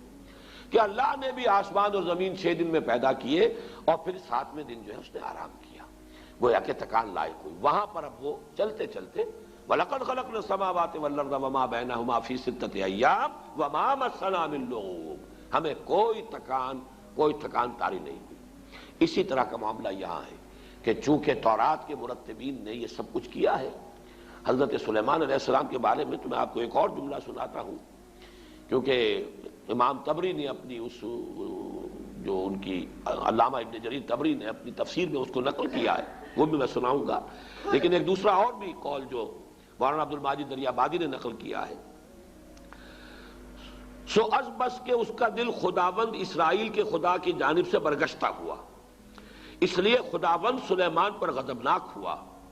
اور اس نے اسے حکم دیا تھا کہ وہ اجنبی معبودوں کی پیروی نہ کرے، پر اس نے اپنے خداوند کے حکم کو یاد نہ رکھا۔ وہی کنگز سلاطین نامی جو چیپٹر ہے اولڈ ٹیسٹمنٹ کا، اسی سے یہ دونوں میں نے آپ کو حوالے سنائے ہیں۔ اس کی نفی ہے جو قرآن نے یہاں کیا ہے، وما کفر سلیمان ولکن الشیاطین کفروا۔ سلیمان تو ہمارے بندے، ہمارے نبی اور ہمارے پسندیدہ بندے، ان کی طرف اس طرح کی نسبت کرنا جو ہے یہ غلط ہے۔ یہ شیاطین تھے، وہاں جنات تھے، اس وقت چونکہ رہا اختلاط، انہوں نے یہ سارا جو ہے کفر پھیلایا، اور یہ سارے سفلی علوم جو ہے وہ ان کے ذریعے سے یہودیوں کے اندر سرایت کر گئے۔ یہاں میں علامہ ابن جریر طبری کا بھی حوالہ آپ کو سنا دوں۔ قال بعض احبار الیہود، علامہ ابن جریر فرماتے ہیں کہ یہود کے بڑے بڑے علماء میں سے بعض نے یہ کہا ہے، وہ یہ کہتے تھے آپس میں، الا تعجبون من محمد، آپس میں گفتگو کرتے ہیں، تمہیں تعجب نہیں ہوتا محمد پر صلی اللہ علیہ وسلم، یزعم ان ابن داؤد کان نبیا، وہ یہ بتا رہا ہے، کہہ رہا ہے محمد صلی اللہ علیہ وسلم کہ ابن داؤد یعنی حضرت داؤد کے بیٹے تھے حضرت سلیمان، وہ نبی تھے۔ وما کان الا ساحرا، وہ تو سوائے ایک جادوگر کے کچھ تھا ہی نہیں۔ سلیمان کی یہ شان ہے جو تورات کے یہ مرتبین جو ہے انہوں نے اپنے ہاں درج کی ہوئی، تو اس کی نفی قرآن مجید نے یہاں کی ہے۔ جہاں جہاں موقع ملتا ہے، جو بھی پردے ڈال دیے گئے تھے انبیاء کی سیرت و کردار پر یا داغدار کر دیا گیا تھا، قرآن مجید نے ان داغوں کو دھبوں کو دھویا ہے، اور اس کا بھی ایک خاص سبب تھا اصل میں، کیوں بنی اسرائیل نے اپنے انبیاء کی سیرتوں کو داغدار کیا، اس کا سبب بھی سمجھ لیجئے۔ دیوانہ بکار خیش ہوشیار یہ بغیر کسی سبب اور بغیر کسی مقصد کے نہیں تھا۔ جب ان کے علماء کے اندر اخلاقی زوال آیا، انحطاط آیا، اب لوگ ان پر انگلیاں اٹھاتے تھے کہ تم اتنے بڑے عالم ہو کر، اتنے بڑے مذہبی رہنما ہو کر، یہ تمہاری حرکت۔ انہوں نے اپنے دفاع میں نبیوں کے اوپر اس طرح کے چھینٹے اڑا کر کہ یہ تو ہوتا ہی ہے، جب نبی ایسے تھے تو اگر ہمارے ذریعے سے کچھ ہو گیا تو کون سی بڑی بات ہو گئی، ہم تو پھر نبی بھی نہیں ہیں۔ یہ اپنے آپ کو بچانے کے لیے در حقیقت، اور یہ اس کی مثالیں اور بھی تاریخ میں آپ کو ملیں گی، میں زیادہ تفصیل میں اس وقت نہیں جانا چاہتا، لیکن اس وقت صرف یہ وضاحت میں کرنا چاہتا تھا کہ وما کفر سلیمان ولکن الشیاطین کفروا یعلمون الناس السحر، وہ لوگوں کو سحر سکھاتے تھے۔ اب یہ سحر جو ہے، جو کہ شریعت محمدی صلی اللہ علیہ وسلم میں یہ کفر ہے، آگے آ جائے گا، اس کی وضاحت کی گئی ہے۔ جادو ہے تو حقیقت، لیکن جادو کرنا کفر ہے۔ اگرچہ اس میں اختلاف ہمارے بعض فقہا کا ہے کہ آیا سیکھا بھی جائے یا نہ جائے، یعنی اس لیے کہ بعض اوقات توڑ کرنا پڑتا ہے کسی جادو کا، تو اگر آپ اس فن کے واقف نہیں ہوں گے تو آپ اس کا توڑ کیسے کریں؟ اس حوالے سے تو رائے ہے کہ اس کی معلومات اس کے بارے میں حاصل کی جا سکتی ہیں، لیکن بعض فقہا کے نزدیک اس کا سیکھنا کرنا تو ہے ہی ہے کفر، اس میں تو شک ہے ہی نہیں، خود جادو کرنا، لیکن جادو کا علم حاصل کرنا یہ بھی کفر ہے، یہ بھی ممنوع ہے، یہ بھی حرام ہے، اس لیے کہ ظاہر بات ہے کہ وہ ذریعہ کفر بننے والی شے ہے۔ یعلمون الناس السحر، اس کی اصل حقیقت کیا ہے وہ میں ذرا تھوڑی دیر میں آگے جو موضوع آ رہا ہے اس کے حوالے سے بات کروں گا۔ وما انزل علی الملکین ببابل ہاروت و ماروت،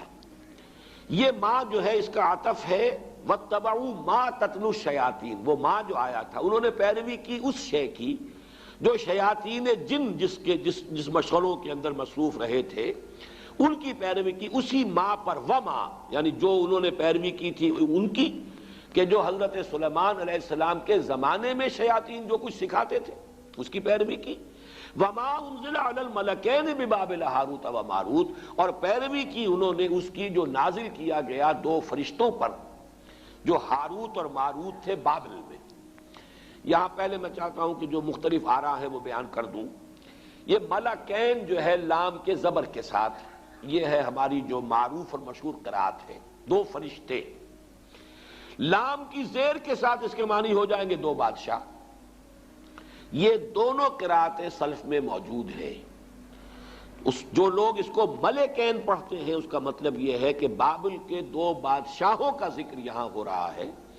کہ ان کا یہ شغل تھا جو بھی تھا، جس کا تذکرہ میں بعد میں کروں گا کہ کیا شغل تھا، لیکن ابھی صرف یہ نوٹ کر لیجئے کہ ہمارے ہاں کی مشہور قرات ملکین ہے، اور تقریباً مفسرین کا اجماع اس پر ہے کہ ملکین ہے، یہ فرشتے ہیں دو کہ جو بابل میں اتارے گئے تھے۔ وما انزل علی الملکین ببابل ہاروت و ماروت، اگر تو ملکین پڑھا جائے اس کو دو بادشاہ تو پھر اشکال بہت سے رفع ہو جاتے ہیں، پھر بہت سی چیزیں جو ہیں جو مسائل اس میں پیدا ہوتے ہیں تفسیری ان کا حل ہو جاتا ہے، لیکن جیسا کہ میں نے عرض کیا اگرچہ یہ قرات ہمارے ہاں ہے لیکن اکثر مفسرین کا اجماع یہی ہے کہ یہ ملکین ہی ہے اور یہ مراد اس سے فرشتے ہیں۔ بابل در حقیقت قدیم نام ہے ملک عراق کا، پورے ملک کا نام بھی بابل، اور اس کا جو صدر مقام تھا وہ بھی بیبیلونیا، وہ بھی بابل تھا،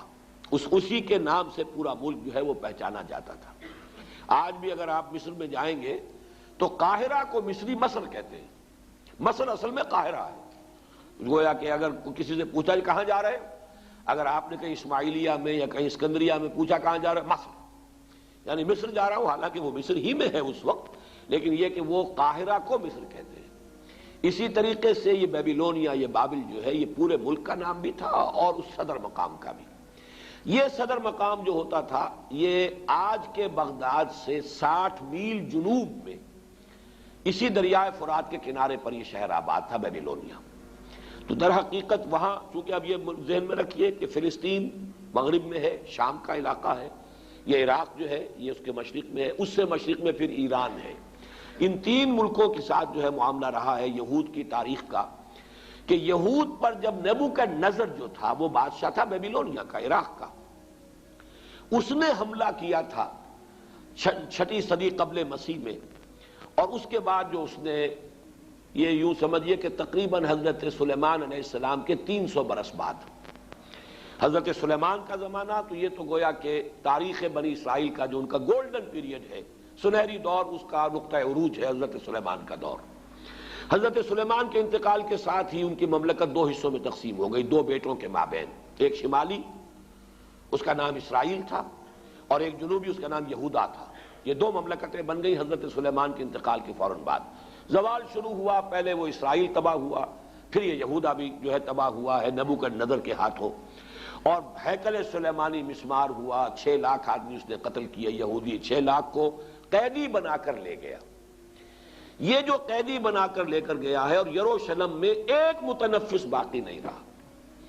یہ کیپٹیوٹی کا دور جو تھا، اس دور میں انہوں نے جو عراق میں جادو والا معاملہ تھا یہ وہاں پر جا کر سیکھ لیا۔ گویا کہ دو آتشا ہو گیا یہودیوں کا معاملہ، یہ جنتر منتر، جادو، عملیات، سفلیات، آکلٹ سائنسز ان کی جتنی تھی۔ ایک تو یہ کہ جو پہلے سے فلسطین میں موجود تھا یہ معاملہ، یہ انہوں نے وہاں سے شروع کیا۔ حضرت سلیمان کے زمانے میں ان جنات سے سیکھ لیا۔ اب ظاہر بات ہے کہ مکھی کی سرشت ہے، وہ گندگی پر بیٹھتی ہے، جن کی مزاج کے اندر گندگی ہے وہ تو جہاں سے بھی ہوگا گندگی اس کو حاصل کر لیں گے۔ حضرت سلیمان کے زمانے میں وہ شیاطین جن سے حاصل کیا۔ اب کیپٹیوٹی کے دور میں انہوں نے مزید جو ہے عراق میں بھی جو بہت بڑا گڑھ تھا اس قسم کی چیزوں کا، وہاں سے بھی انہوں نے سیکھا۔ تو گویا کہ یہ تمام چیزیں ان کے اندر رچ بس گئیں، ان کی شخصیتوں کے اندر، ان کے مزاج میں، جسے ہم محاورے میں کہتے ہیں گھٹی میں پڑ گئی۔ وَمَا أُنزِلَ عَلَى الْمَلَكَيْنِ بِبَابِلَ هَارُوتَ وَمَارُوتَ، اور انہوں نے پیروی کی اس کی جو نازل کیا گیا 2 فرشتوں پر جو بابل میں تھے، ہاروت اور ماروت۔ اب یہ کہ وہ کیا نازل کیا گیا اس مسئلے کو سمجھ لیجئے۔ ایک رائے تو یہ ہے ہمارے ہاں، ایک تو خیر قصہ بیان ہوتا ہے، وہ قصہ تو ہمارے اکثر مفسرین نے، وہ یہود کی خرافات میں سے ہے، اس کو سب نے رد کیا ہے، لہذا میں اس کا تذکرہ بھی نہیں کرنا چاہتا۔ عام طور پر جو بات کہی جاتی ہے وہ یہ ہے کہ اللہ تعالیٰ کی چونکہ ایک سنت ہے کہ کسی قوم پر عذاب سے پہلے پھر آخری امتحان، کوئی آخری ٹیسٹ، آخری فتنہ، کہ جس سے ان کے اندر کتنی کچھ خباثت آ چکی ہو وہ ظاہر ہو جائے، اس کے لیے آزمائش کے لیے اللہ تعالیٰ مختلف صورتیں پیدا فرماتے ہیں۔ جب ان کے ہاں ان چیزوں کا رواج بہت ہو گیا تو اللہ تعالیٰ نے 2 فرشتوں کو انسانی شکل میں بھیجا، اور وہ فرشتے جو ہیں وہ ان کو کچھ وہ جادو وغیرہ کی تعلیم دیتے تھے، لیکن کہہ دیتے تھے دیکھو یہ کفر ہے، ہم فتنہ ہیں، مت سیکھو۔ لیکن یہ کہ اگر سیکھنا چاہتے ہو تو ٹھیک ہے، اگر تمہاری طلب یہی ہے، تاکہ معلوم ہو جائے کہ ان کی طلب کس شے کی ہے، ان کی اپنی فطرت کس درجے مسخ ہو چکی ہے، اتمام حجت کے لیے کہ بات واضح ہو جائے۔ جیسے کہ قرآن مجید میں آتا ہے مختلف مواقع پر کہ اللہ تعالیٰ ان کی رسی دراز کر رہا ہے، کیوں کر رہا ہے؟ تاکہ جو ان کا خبث باطن ہے پورے طور پر ظاہر ہو جائے، تاکہ پھر یہ پوری طرح سزا کے مستوجب ہو جائیں، مستحق ہو جائیں، جو سزا ملے وہ واقعتاً ثابت ہو کہ یہ ان کی خباثت اسی درجے کی تھی کہ اتنی سزا انہیں ملنی چاہیے تھی۔ اس معنی میں گویا کہ آزمائش کے طور پر، چنانچہ یہاں کے الفاظ پڑھ لیجئے، وَمَا يُعَلِّمَانِ مِنْ أَحَدٍ، اور وہ نہیں سکھاتے تھے کسی کو کچھ بھی، حَتَّى يَقُولَا، یہاں تک کہ وارن کر دیتے تھے، إِنَّمَا نَحْنُ فِتْنَةٌ فَلَا تَكْفُرْ، ہم فتنہ ہیں، آزمائش ہے، تو تم کفر مت کرو، کفر مت سیکھو، کفر سے دلچسپی نہ رکھو۔ لیکن ان کا حال کیا تھا؟ فَيَتَعَلَّمُونَ مِنْهُمَا، وہ سیکھتے تھے وہ لوگ ان دونوں سے، ان فرشتوں سے، مَا يُفَرِّقُونَ بِهِ بَيْنَ الْمَرْءِ وَزَوْجِهِ، جس سے تفریق کر سکے وہ کسی شخص اور اس کی بیوی کے مابین۔ اب سفلیات کا علم جو ہے وہ تو آپ کو معلوم ہے آج بھی جادو ٹونے ٹوٹ کے انہی چیزوں میں چلتے ہیں۔ کسی کے گھر کو اجاڑنا ہے، کسی کے ہاں اولاد نہیں ہو رہی ہے تو وہ دوسرے کے ہاں کی اولاد جو ہے وہ بھی اس کو کھل رہی ہے، اس عورت کو، اس کی اولاد مر جائے اور مجھے اولاد جو ہے وہ مجھے ہو جائے۔ یہ سارے ٹونے ٹوٹ کے جو عورتوں کے چل رہے ہوتے ہیں وہ اکثر و بیشتر انہی چیزوں کے اندر ہے۔ قرآن مجید نے بھی وہی جو سب سے زیادہ دکھتی ہوئی رکھ تھی اسی کو پکڑا ہے، فَيَتَعَلَّمُونَ مِنْهُمَا مَا يُفَرِّقُونَ بِهِ بَيْنَ الْمَرْءِ وَزَوْجِهِ، بجائے اس کے کہ گھروں کو آباد رکھے، گھر ہنستا بستا ہے، شوہر اور بیوی کے مابین موافقت ہے، یگانگت ہے، گھر آباد ہے، تو بجائے اس کے کہ وہ اس کو دیکھ کر جو ہے خوش ہو، اس کے اندر کوئی فساد پیدا کرنا، کوئی اختلاف پیدا کرنا، ان کے درمیان کوئی دنگا اور لڑائی کی شکل پیدا کرنا، تفرقہ پیدا کر دینا۔ یہ بھی ہو سکتا ہے کہ کوئی شخص جو ہے کسی عورت کی سے خود شادی کا خواہش مند ہو اور اس کے لیے اس نے یہ سارے جو ہے ہتھ کنڈے کیے ہو، ما یفرقون بھی اب بھی جو تعویذ بکتے ہیں محبوب قدموں میں آ کر گرے گا، تو وہ تو تعویذ جو ہے وہ انہی چیزوں کے لیے، تو وہ یہ تعویذوں گنڈوں کا کام جو ہے سب سے زیادہ جو اس میں ہاٹ کیکس کی طرح بکنے والے ہیں، وہ تو ظاہر بات ہے اسی دھندے سے متعلق ہے۔ وَمَا هُمْ بِضَارِّينَ بِهِ مِنْ أَحَدٍ إِلَّا بِإِذْنِ اللَّهِ، حالانکہ نہیں تھے وہ ضرر پہنچانے والے کسی کو اس کے ذریعے سے مگر یہ کہ اللہ کے حکم سے۔ توحید کا تقاضا یہ ہے کہ کسی شے میں کسی تاثیر کو مستقل نہ مانا جائے جب تک کہ اللہ کا اذن نہ ہو۔ کسی شے میں تاثیر ہونا یہ اور چیز ہے۔ اللہ تعالیٰ نے آگ میں تاثیر رکھی ہے کہ وہ جلاتی ہے، لیکن اس کا جلانا بالفعل اللہ کے اذن پر منحصر ہے۔ اللہ نہیں چاہے گا نہیں جلائے گی آگ۔ تو اگر آگ سے اس کی صفت منفک ہو سکتی ہے، جدا ہو سکتی ہے، تو ظاہر بات ہے اور چیزیں جتنی بھی ہیں ان میں تاثیرات تو ہیں، لیکن ان تاثیرات کا بروئے کار آنا، بالفعل نتیجہ خیز ہونا اللہ کے اذن کے بغیر نہیں ہے۔ چونکہ یہود جو ہے وہ توحید کے مدعی ہے، اور یہ ماننا پڑتا ہے دنیا میں جتنی توحید ان میں رہی ہے، باقی آپ مسلمانوں کے معاملے کو چھوڑ دیجئے، وہ تو پھر ایک یعنی آخری امت ہے، اور جس طریقے سے تکمیل ہوئی ہے اور دین کی حفاظت کا اللہ نے انتظام کیا ہے تو وہ معاملہ علیحدہ ہے۔ باقی مسلمانوں کو، اس امت محمد صلی اللہ علیہ وسلم کو علیحدہ کر دیجئے تو تاریخ انسانی میں توحید کا اتنا چرچا کسی قوم میں نہیں رہا جتنا یہود میں رہا، اس میں کوئی شک نہیں۔ ان کے ہاں وہ شرک کی وہ دوسری علائشیں جو ہے توہمات شرک کم آئے ہیں، لیکن یہ کہ ان معاملات کے اندر اللہ تعالیٰ نے اسی لیے حوالہ دیا کہ توحید کے اگر قائل تھے تو اس کا تو نتیجہ یہ نکلنا چاہیے کہ کسی شے میں کوئی تاثیر بغیر اذن رب اس کا کوئی ظہور نہیں ہو سکتا، نتیجہ خیز نہیں ہو سکتی۔ لہذا ان معاملات کے اندر دلچسپی لینا در حقیقت توحید کے منافی ہے۔ وَيَتَعَلَّمُونَ مَا يَضُرُّهُمْ وَلَا يَنْفَعُهُمْ، اور وہ سیکھتے تھے وہ چیزیں جو انہیں نقصان پہنچاتی تھی، فائدہ نہیں پہنچاتی تھی۔ وَلَقَدْ عَلِمُوا لَمَنِ اشْتَرَاهُ مَا لَهُ فِي الْآخِرَةِ مِنْ خَلَاقٍ، حالانکہ وہ خوب جانتے تھے کہ جو کوئی بھی ان چیزوں کو اختیار کرے گا، خریدے گا، ان سے دلچسپی رکھے گا، اس کا آخرت میں کوئی حصہ نہیں۔ یعنی شریعت موسوی میں ان چیزوں کو حرام کر دیا گیا تھا اسی طریقے سے جس طریقے سے کہ شریعت محمدی میں جادو حرام ہے۔ میں اس کا بھی حوالہ آپ کو سنا دوں گا۔ وَلَبِئْسَ مَا شَرَوْا بِهِ أَنفُسَهُمْ لَوْ كَانُوا يَعْلَمُونَ، اور بہت بری شے تھی وہ جس کے عوض کے انہوں نے اپنے آپ کو فروخت کر دیا۔ یعنی دنیاوی مفادات، دنیاوی لذتیں، جو بھی دنیا کی گھٹیا آرزویں، خواہشات ہیں، ان کے عوض اپنے مستقبل کو، اپنی آخرت کو، اپنی ابدی زندگی کو برباد کیا۔ وَلَبِئْسَ مَا شَرَوْا بِهِ أَنفُسَهُمْ، گویا کہ اپنے آپ کو بیچ ڈالا، اپنے آپ کو جہنم کا ایندھن بنا دیا ان چیزوں کے لیے، ان کی طلب میں، ان کے حصول کے لیے۔ لَوْ كَانُوا يَعْلَمُونَ، کاش کہ یہ جانتے ہوتے، انہیں علم حقیقی حاصل ہوتا۔ وَلَوْ أَنَّهُمْ آمَنُوا وَاتَّقَوْا لَمَثُوبَةٌ مِّنْ عِندِ اللَّهِ خَيْرٌ، اور اگر اس کے برعکس وہ ایمان اور تقویٰ کی روش اختیار کیے رہتے۔ اب یہ گویا کہ مجھ سے اور آپ سے بھی کہا جا رہا ہے، اور امت مسلمہ سے کہا جا رہا ہے کہ بجائے ان چیزوں میں دلچسپی رکھنے کے، اگر ایمان، تقویٰ، جہاد، احسان، جو اللہ نے دین کے لیے جو یہ مقامات جو ہیں، مقامات بلند جو تمہارے لیے جن کا راستہ کھول دیا ہے، ان کی طرف توجہ رکھو، ان گھٹیا چیزوں کی طرف کوئی میلان نہ ہو، کوئی توجہ نہ ہو۔ وَلَوْ أَنَّهُمْ آمَنُوا وَاتَّقَوْا لَمَثُوبَةٌ مِّنْ عِندِ اللَّهِ خَيْرٌ، تو جو بدلہ اور ثواب اور اجر اللہ کی طرف سے ملتا کتنا بہتر ہوتا۔ لَوْ كَانُوا يَعْلَمُونَ، کاش کہ انہیں معلوم ہوتا۔ میں نے وہ جو عام اس کی جو ایک تفسیر ہے اس کے حوالے سے تو یہ بات پوری کر دی۔ اس موضوع پر یہ کہ کیا چیز تھی جو نازل کی گئی تھی فرشتوں پر، ہاروت اور ماروت پر، اگر انہیں فرشتے ہی مانا جائے جیسا کہ اکثر مفسرین کا اجماع ہے۔ اس موضوع پر میں سمجھتا ہوں کہ مولانا امین احسن اصلاحی صاحب نے جو رائے ظاہر کی ہے وہ بہت مضبوط ہے، قوی ہے، اور وہ یہ ہے کہ اصل میں ایک علم وہ بھی ہے جسے ہم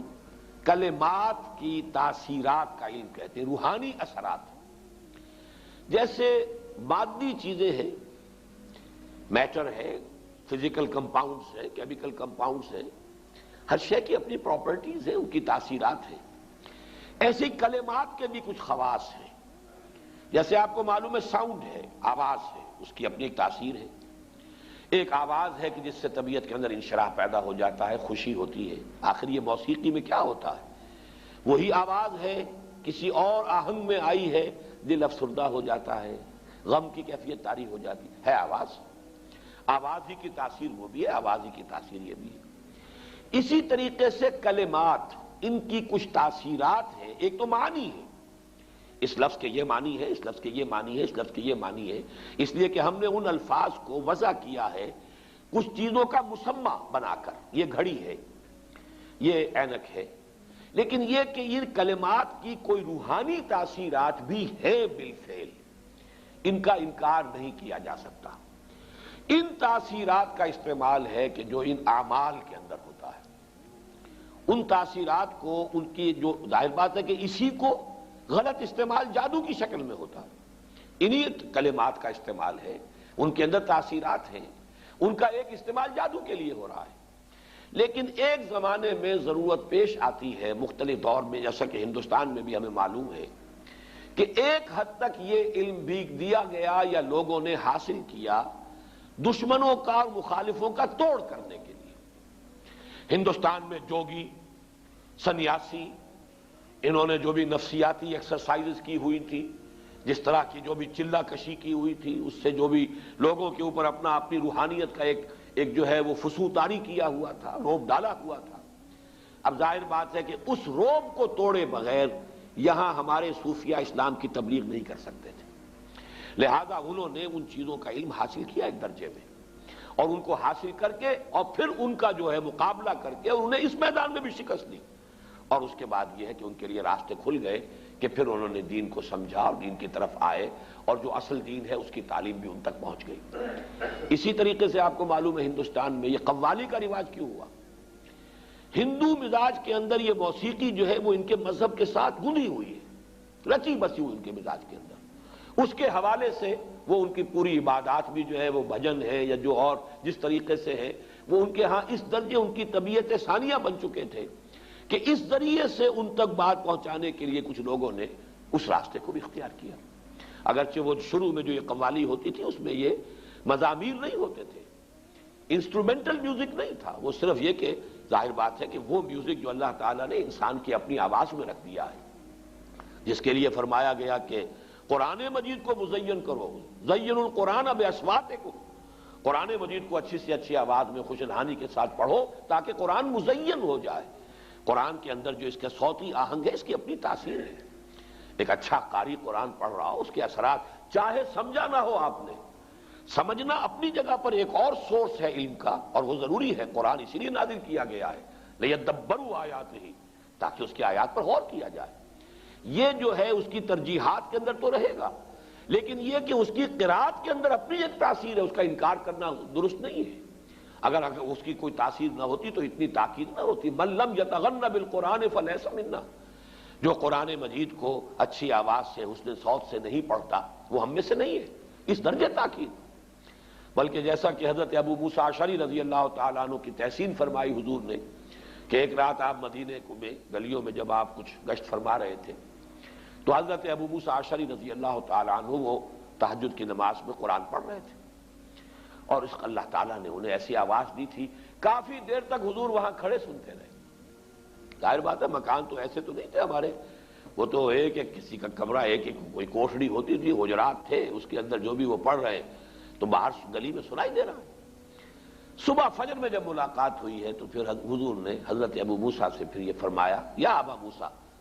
انک قد اوتیت مزمارا من مزامیر آل داؤد،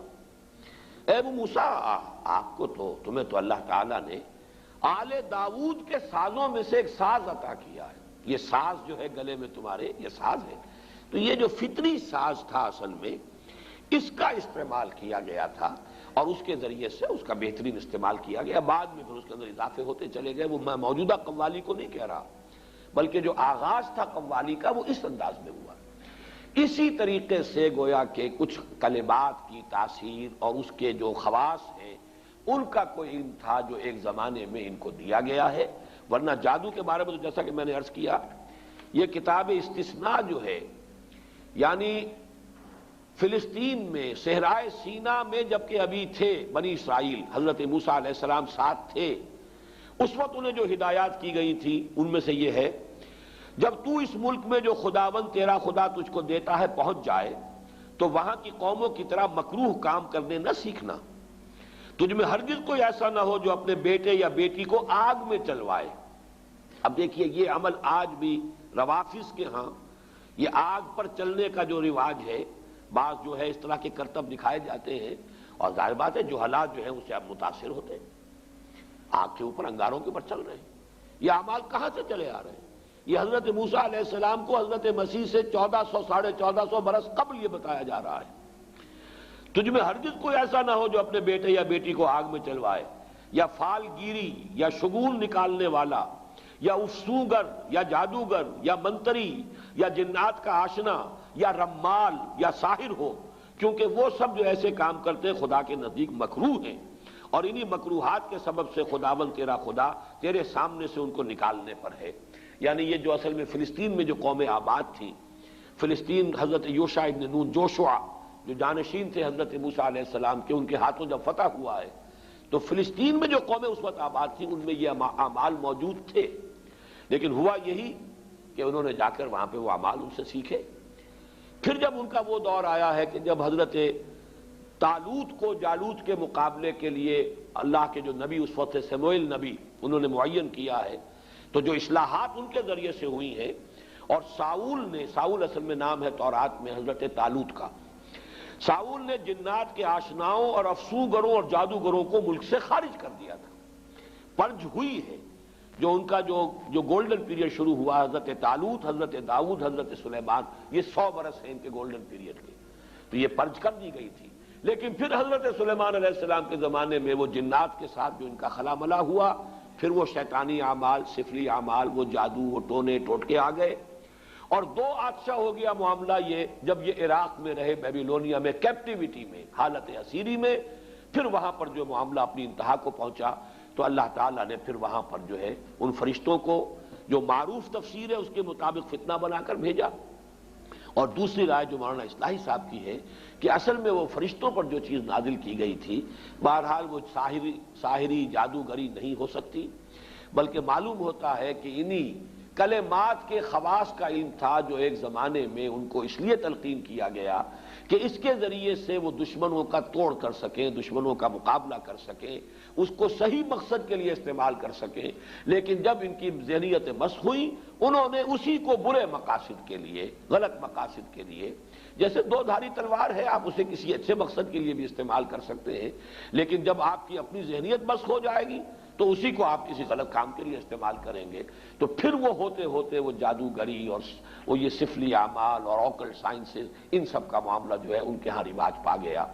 بس یہ وہ رائے ہے کہ جو میں نے سمجھا کہ وہ میں آپ کے سامنے لے آؤں۔ مجھے مولانا امین احسن اصلاحی صاحب کی اس رائے سے اتفاق ہے۔ باقی اب اصل میں یہ سمجھ لیجئے جو میں نے اس بات شروع میں عرض کی تھی، علم کے بارے میں قرآن مجید جو واضح کرتا ہے وہ یہ ہے کہ علم صرف 2 ہے، تیسری کسی شے کے پیچھے پڑنا یہ در حقیقت اللہ تعالیٰ کے حکم کی خلاف ورزی ہے، یہ جن کو آکلٹ سائنسز کہا جاتا ہے۔ اسی لیے حضور نے فرمایا جس کسی نے کسی نجومی کی بات کی تصدیق کی اس نے میرے لائی ہوئی شے کی تکذیب کی۔ اب یہ چاہے وہ ہاتھوں کی لکیروں کا علم ہو، چاہے وہ اب ہمارے ہاں اس کو بھی سائنس کہہ دیتے ہیں، سائنس آف نمبر، اگرچہ جب اس کو واضح کریں گے تو پھر وہ آکلٹ سائنسز کا لفظ آتا ہے، اور یہ ہاروسکوپس بنے ہوتے ہیں، اور یہ جو ہر اخبار کے اندر چلے آ رہے ہیں، اور فلاں کا یہ ہے اور فلاں کا وہ ہے، یہ مختلف حوالوں سے جو ہے وہ قسمتیں ہیں، فال گیری ہے، یہ تمام چیزیں جو ہے در حقیقت یہ اس دائرے میں آتی ہیں کہ جن سے دلچسپی رکھنا گویا کہ دین کے مقاصد کے برعکس ہے۔ حضور کے وہ الفاظ ان سب کے اوپر آئیں گے، اگرچہ یہ سب غلط نہیں ہے، ان کے اندر تاثیرات ہیں، حقیقتیں ہیں، حقیقت ہونا کسی شے کا اور ہے اور کسی شے کا جائز اور حلال ہونا اور ہے۔ جب قرآن مجید تو شراب کے بارے میں کہتا ہے کہ اس میں کچھ نفع بھی ہے، وَمَنَافِعُ لِلنَّاسِ، لوگوں کے لیے کچھ فائدے ہیں، لیکن اسمہما اکبر من نفعہما، ان کا گناہ کا پہلو جو ہے وہ ان کے نفع کے پہلے سے جوئے کا بھی اور شراب کا بھی وہ زیادہ ہے، لہذا وہ حرام کر دیے گئے۔ تو اسی اعتبار سے ان تمام چیزوں کے اندر جو بھی کوئی تاثیر ہے، کوئی ایفیکٹ ہے، کوئی ہے واقعتاً، وہ اپنی جگہ پر اس کی آپ نفی نہ کریں، لیکن ان سے دلچسپی رکھنا، اس کے پیچھے لگنا، اس میں یقین رکھنا، یہ چیزیں جو ہے پھر انسان کے اندر جس طرح کا ایک وہمی سا مزاج پیدا کر دیتی ہے،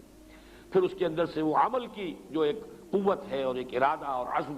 اس کو جس طریقے سے دیمک جو ہے لکڑی کو کھا جاتی ہے، اس طریقے سے یہ دلچسپیاں پھر انسان کے اندر سے اس عزم اور ارادے اور جد و جہد اور عمل، اس سے انسان کو جو ہے بیگانہ کر دیتی ہیں۔ تو ان کو ہمارے ہاں حرام قرار دیا گیا۔ تو علم دو کون سے ہیں؟ یا ایک علم وہ ہے جو آپ نے تجرباتی علم حاصل کیا، ان السمع والبصر والفؤاد کل اولئک کان عنہ مسئولا، اسی لیے وہاں فرمایا گیا ولا تقف ما لیس لک بہ علم، مت پیچھے پڑو، مت دلچسپی رکھو ان چیزوں سے جس کے لیے تمہارے پاس کوئی علم نہیں ہے۔ اس لیے کہ علم کے لیے اللہ تعالیٰ نے تمہیں جو ذرائع دیے ہیں، ان السمع والبصر والفؤاد کل اولئک کان عنہ مسئولا، اور اس مرتبہ جو منتخب نصاب کا درس میں نے مکمل کیا ہے، میں واضح کر چکا ہوں اپنی رائے کہ فؤاد کا ترجمہ جو عام طور پر دل کیا گیا، مجھے اختلاف ہے۔ میرے نزدیک فؤاد جو ہے در حقیقت وہ یہ عقل ہے۔ فائدہ ہوتا ہے کسی شے سے کوئی شے اخذ کر لینا۔ آپ نے دیکھا ہوگا پرانے زمانے کی کتابوں میں کوئی چیز لکھی گئی، اس کے بعد فے کا ایک نشان ڈال کر اب کوئی آگے جملہ آ رہا، فے یعنی فائدہ۔ اس بات سے یہ ایک نتیجہ یہ نکل رہا ہے، اس کو پلے باندھتے چلو، یہ فائدہ جو ہے یہاں سے حاصل کر لو پھر آگے بڑھو، تو وہ فے لگا ہوتا فائدہ کے لیے۔ فائدہ کیا ہے کہ آپ نے جو بھی سینس ڈیٹا آپ کو حاصل ہوا اور آپ نے اس کو پروسیس کر کے اسے نتیجہ نکالا، یہ ہے در حقیقت یہ فؤاد کا کام ہے۔ یہ ہے انسان کا ایکوائرڈ نالج، اکتسابی علم۔ دوسرا علم ہے وحی کا جو اللہ کی طرف سے گیون ہے، یہ ریویلڈ نالج ہے۔ اس کے لیے ہم قرآن اور سنت، اس لیے کہ سنت کو ہم سمجھتے ہیں کہ وحی جو ہے وحی جلی بھی ہے، وحی خفی بھی ہے۔ حضور صلی اللہ علیہ وسلم کو قرآن بھی دیا گیا ہے اور اللہ تعالیٰ کی طرف سے آپ کو اور بھی وحی خفی ہوتی تھی، اور وہ آپ کو جو سنت سے جو چیز ثابت ہو جائے گی یا وہ ہے اور یا پھر وہ شے جو ہمارے تجرباتی علوم اور ہماری عقل اور ہماری سمع اور بصر کے نتیجے میں جو چیز حاصل ہوئی۔ یہ دو علم ہے، ولا تقف ما لیس لک بہ علم ان السمع والبصر والفؤاد کل اولئک کان عنہ مسئولا۔ یا علم ہے قرآن اور سنت کا علم، یا اس سے استنباط، اس سے استدلال، عقل یہاں بھی لگے گی، اجتہاد جو ہے وہ عقل ہے۔ قرآن اور سنت کی بنیادی جو چیزیں ہیں ان سے استنباط کرنا، استدلال کرنا، قیاس کر کے نئی صورتحال کے بارے میں حکم جو ہے اس سے نکالنا، یہ عقل کا استعمال ہو جائے گا۔ لیکن سورسز یا ریویل نالج، وحی خفی ہے وحی جلی، لیکن وحی خفی نبی کی، کسی اور ولی اللہ کی وحی خفی جو ہے وہ حجت نہیں ہے۔ کوئی بڑے سے بڑا ولی ہو، بڑے سے بڑا اس کا کشف ہو، بڑی سے بڑی اس کو جو ہے وہ بشارت ہو گئی ہو، دین میں حجت نہیں ہے۔ حجت اللہ کی کتاب اور اس کے رسول صلی اللہ علیہ وسلم کی سنت۔ اور ادھر ان السمع والبصر والفؤاد، ان دو کے علاوہ تیسرا یہ سارا دائرہ جو ہے، یہ چاہے اپنی جگہ پر اس میں کوئی تاثیرات ہیں، حقیقت ہے، لیکن یہ کہ یہ چیزیں جو ہے ممنوع ہیں، جس کو کہ یہاں پر کفر کے درجے میں کہا گیا وما کفر سلیمان ولکن الشیاطین کفروا، اور جو آخری الفاظ تھے وَلَقَدْ عَلِمُوا لَمَنِ اشْتَرَاهُ مَا لَهُ فِي الْآخِرَةِ مِنْ خَلَاقٍ۔ میں نے آپ کو کتاب استثناء ڈیوٹرانومی کا وہ اقتباس بھی سنا دیا ہے، جو حضرت موسیٰ علیہ السلام کے زمانے میں انہیں کہہ دیا گیا تھا کہ ان چیزوں کی طرف نہ جانا، ان سے دلچسپی نہ لینا۔ ان کے علم میں تھا یہ کہ جو کوئی بھی ان چیزوں سے دلچسپی رکھیں گے، ان کی پیروی کریں گے، ان کے درپے ہوں گے، ان کا آخرت میں کوئی حصہ نہیں۔ وَلَبِئْسَ مَا شَرَوْا بِهِ أَنفُسَهُمْ، لیکن انہوں نے ان چیزوں میں مشغول ہو کر، ان میں دلچسپی لے کر برا انجام اپنے لیے خرید لیا، اپنی جانوں کو فروخت کر دیا بڑی بری شے کے لیے۔ لَوْ كَانُوا يَعْلَمُونَ، کاش کہ انہیں معلوم ہوتا۔ وَلَوْ أَنَّهُمْ آمَنُوا وَاتَّقَوْا لَمَثُوبَةٌ مِّنْ عِندِ اللَّهِ خَيْرٌ، اور اگر وہ ایمان اور تقوی کی روش پر قائم رہتے تو اللہ کی طرف سے اجر و ثواب بہت بہتر رہتا۔